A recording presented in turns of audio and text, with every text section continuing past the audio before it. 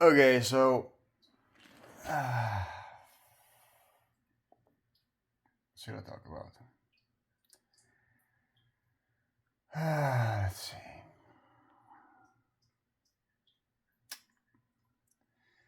I was just laughing at. Oh yeah, that I quit social media. Yeah, I quit social media, and it hurts. And I'm not the only one. Like I was with someone that I just told her not to bring her phone to breakfast, and she was immediately in total withdrawal and all of that. But I've been quitting it since the 7-day water fast that I took a couple weeks ago. Yeah, that 7-day water fast really hit me hard, and because I had too much energy expenditure, and I was taking care of my immigration status. So I was busy in Manila at day 6 and day 7, and at day 7 I ended up wandering around in Manila with a, nou yeah, with my immigration papers, and I know a bag with money in it and all of that. So I was wandering around and I was looking for, nou yeah, got lost. Day 7, like in this weird derailed state where you don't really know anymore, where you can be euphoric or anyway. I talked about that in my last video, but yeah, since the fast, during the fast, I quit social media like day 3 or something, and so I've been quitting social media since then, and it has made me, it has made me really insane. It sort of hurts, like I don't feel good anymore. It's just the dopamine detox, I guess. I was just like wondering, like, okay, will I ever be feeling good? Will this, or will I only get worse and worse? Um, so that's why I why I wanted to make this video, talk about it to myself. Like, yeah, it hurts, and I just thinking and thinking, and trying to pick back up work anyway. Yes, because since the fast, I have been having a super hard time picking back up what I really was doing, work, the things, just the projects that I was taking on, and just whatever I was doing. Very hard time picking that back up. Um, to the MBI clearance. Waiting for the MBI clearance, I was waiting in BGC for me to go back to the immigration office or whatever. Like, so I was living in BGC for like a week or so after the fast, and really hard to pick back up work and just go totally insane in BGC. BGC is in Manila. It's like basically the elite part of Manila, the richest part of Manila, 100% the richest part of Manila, and full of foreigners also. Yeah, rich Filipinos, but full of foreigners coming there to work and live, and touristic, and so um, yeah, I was completely derailed there as well. And now I'm back in at home in Tagaytay, and trying to pick back up my life again. I'm more calm now. Now that I'm in the province, back in Tagaytay, and yeah, but I'm just wondering if I ever be yeah, if this is just like a one big recovery from social media, or if yeah, because I in the last, since COVID, uh, during my sort of downfall during COVID, I got rid of different addictions. There was the weed addiction. There was the sex addiction. There was, and eventually I gave up poker as well. Poker has been my job for a long time, or I have been making money with that for many years. And if you can call it addiction, you can see it as a mind game. But anyway, I gave that all up too, because you can, can still be some sort of pull to it. And yeah, and YouTube has been, social media. YouTube for me has been, yeah. So I gave that up now, and yeah, just complete mess actually. It just I go it hurts, like I go crazy, and I'm not feeling good. So, but it's just a recovery from the water fast, and then now the social media fast that I'm taking. But I don't think I want to go back, and I said that a lot of the time, and go back to YouTube again, and then let that fill my dopamine system or whatever it is. But I really, rationally, I don't want to go back, because that's always like that with sex addiction. I mean, with addiction, that pull, like rationally, yeah, you want to quit. And then there's always this pull. There's, of course, with semen retention. And also, rationally, I want to be on semen retention. I want to have that lifestyle. And then there's, of course, always this pull. Especially in BGC, or whenever there's a girl, or whenever there's an yeah, or whenever you want to watch porn or something. But I think I've been very, lately it's more stronger than before with those things, and it's just with YouTube the same thing. Rationally, I don't want to feel better because of YouTube, and make that or whatever social media make that make me feel happy. I don't want that, and so yeah, I think I will actually continue to not let the recommendation system control me, right? Because I am involved with AI, and it's not the way I see it. Like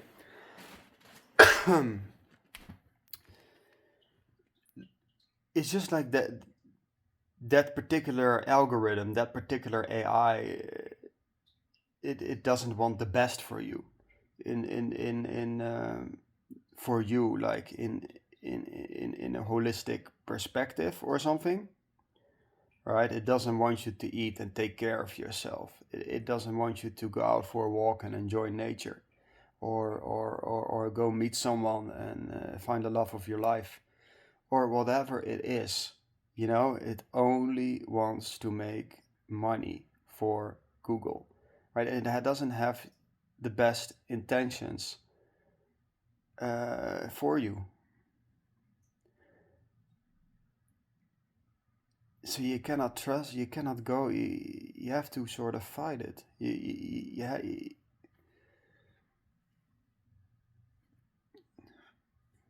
I shouldn't be wanting that.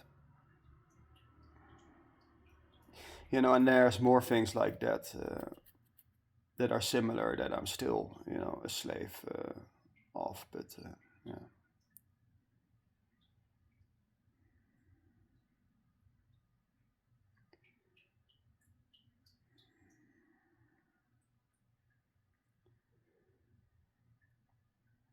Maybe the whole me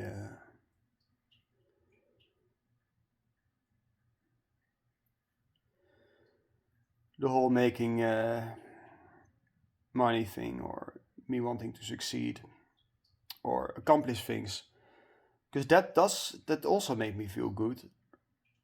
Because I also started being depressed, being off work during the water fast. I also stopped working during the water fast, and that also just generally makes me crazy. Not just social media, but not working anymore, not doing whatever I was doing, right?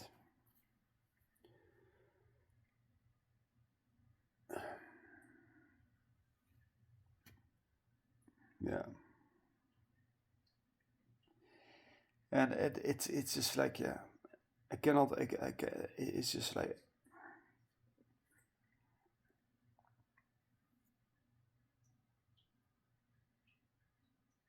ultimately I got no choice. I also gotta go with, decide I gotta do my groceries, I gotta make money. I don't have enough money to retire and never work anymore. And again, if I don't work anymore, I feel depressed. So yeah, it's another, like, what am I supposed to do? I work a little and get back into it. Also need to just whatever I was doing, because before the fast I was doing like super well, working out, taking care of myself, healthy, working, success in my life, etc. And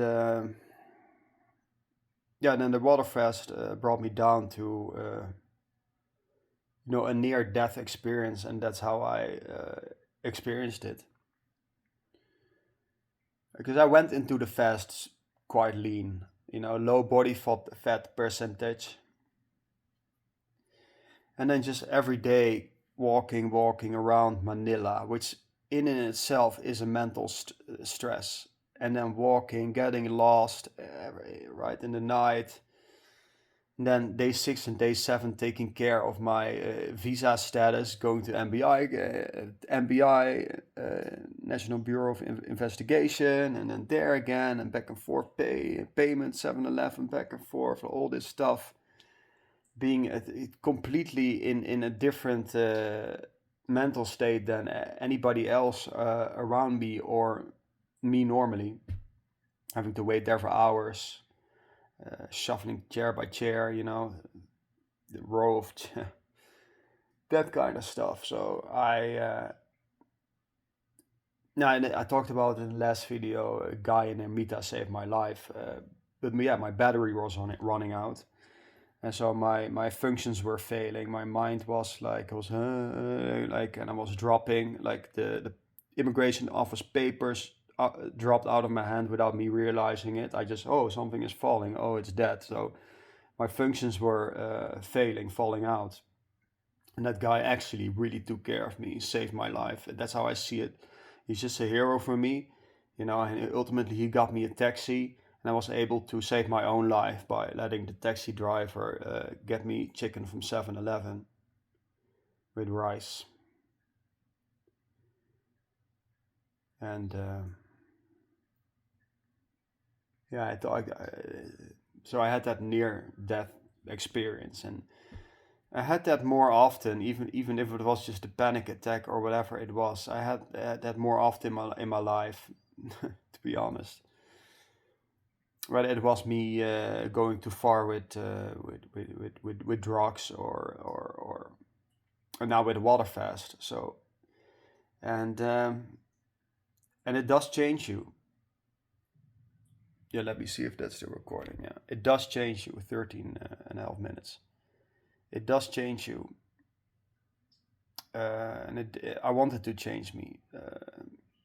In the last video, I cried. I was still in that state, like, because during waterfast, I mean, I don't know, but you have to go through everything to go to the deepest self. And if you have any sort of trauma or whatever it is, or you're very easy to cry. Like if you, it could almost be a hack for actors to not eat for 5 days or something, and then do your drama scene. If yeah, but anyway, um, cry. Oh yeah. Anyway, point is, I wanted me to change. I wanted to, because it opens you up as well. Like you go through the deepest self, and it really opens you up, and you lose all your shells. And I just think I had an ugly shell. I remember telling myself that, or exclaiming it out loud, standing in a mall somewhere and just talking out loud, and you just have an ugly shell. Like I am not ugly, but I just have an ugly shell, just an unlikable shell or whatever it is.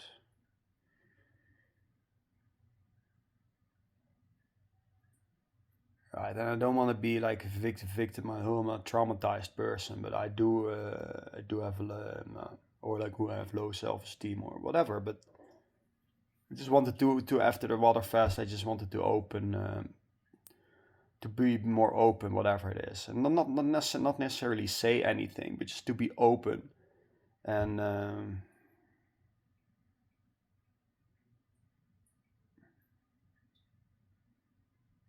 Yeah, and I don't know, and I feel it helps, and I did that before, just to put, nou ja, to put it online, whatever, and it's opposite of what social media is doing, like to.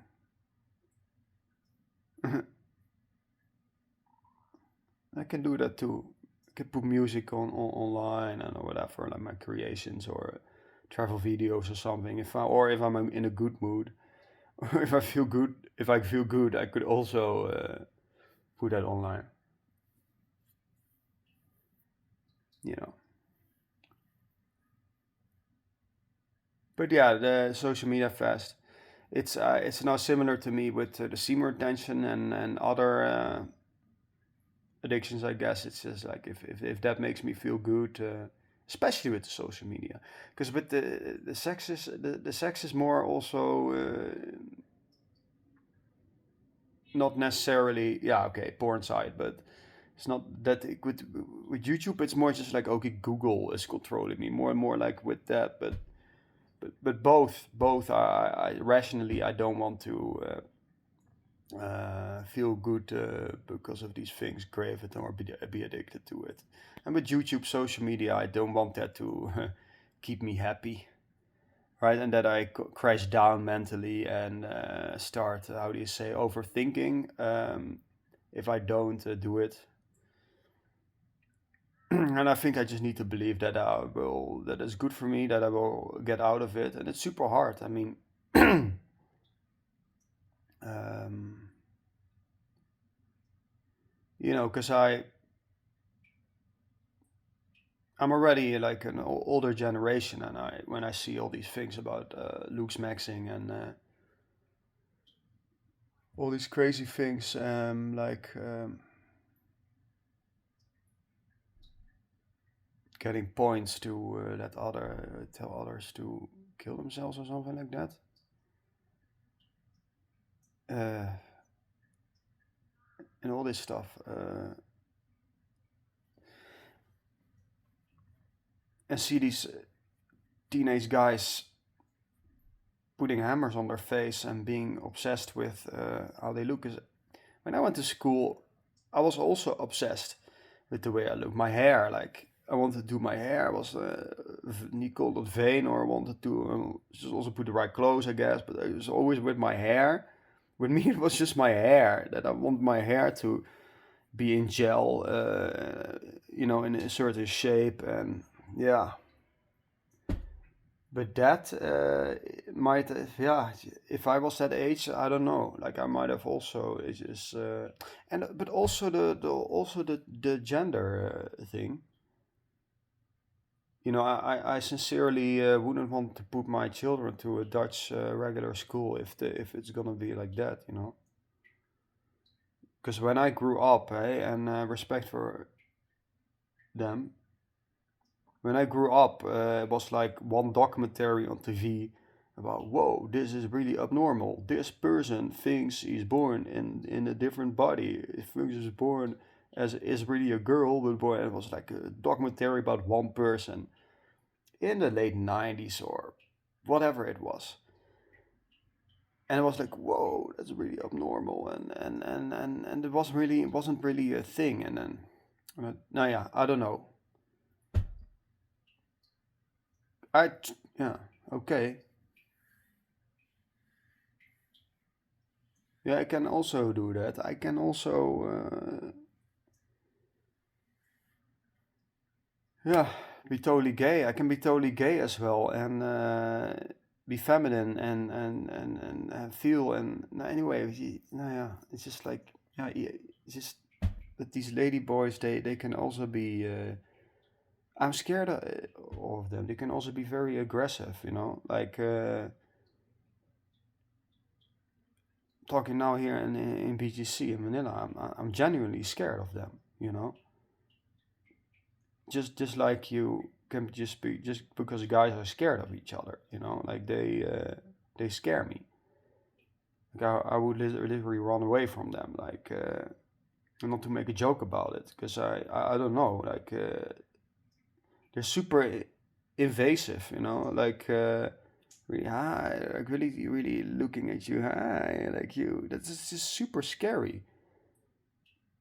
Like they want to get you, you know, somehow, like whatever it is. It's super scary. Yeah, and I can let myself be totally gay. That's also within me.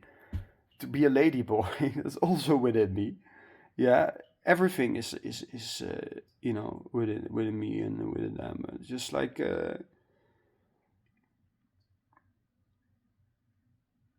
it's just like yeah, I definitely Dutch social media and just like Western social media things I don't know because my YouTube, that's the thing with YouTube. There was educational stuff, things involving my work, things about AI, like keeping up with the AI updates, new models coming up, whatever it is about poker or whatever it is, just learning languages or and then it's mixed in with you know nah no yeah sorry I'm too negative. I'm too negative, but it's definitely something that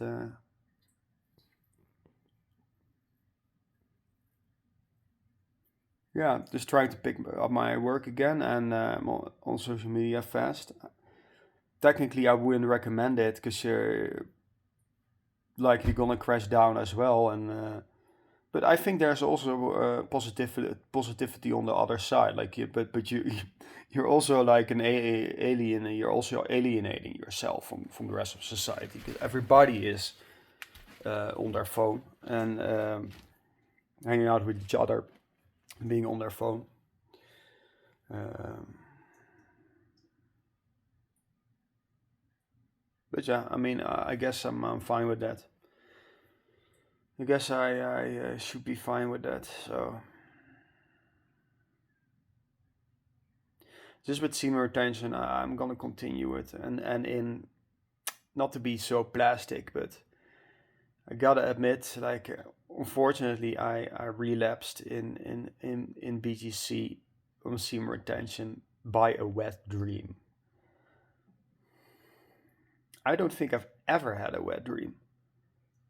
I think I had my first wet dream now at age 39.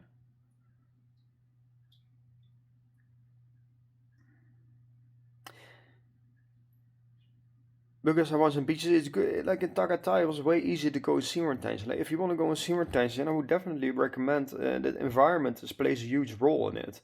To not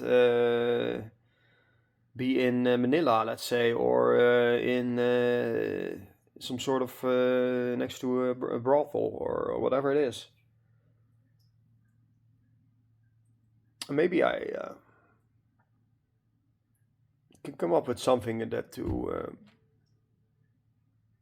to really block the ability to visit porn entirely. It's probably something like that already, but I think semen retention is definitely an extremely good thing.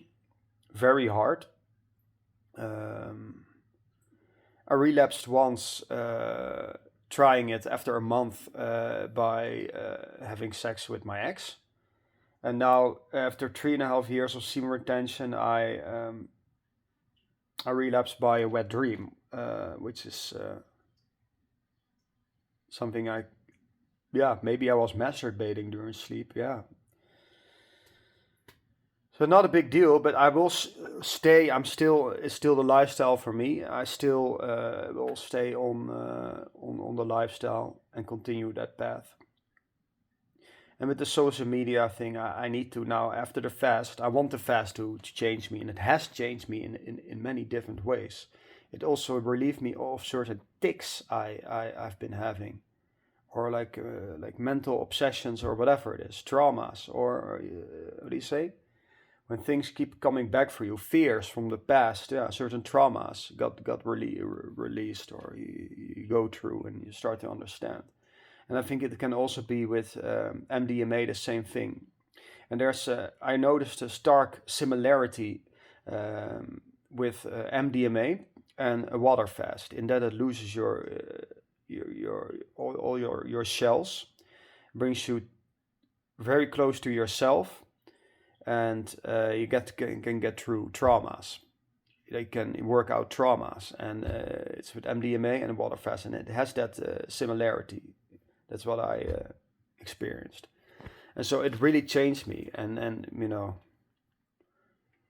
I really went really far, because, like I said, I went in lean and energy expenditure. So I really came out very, very changed. And the recovery has been taking long, the refeeding, because I was really, really. So it really has changed me.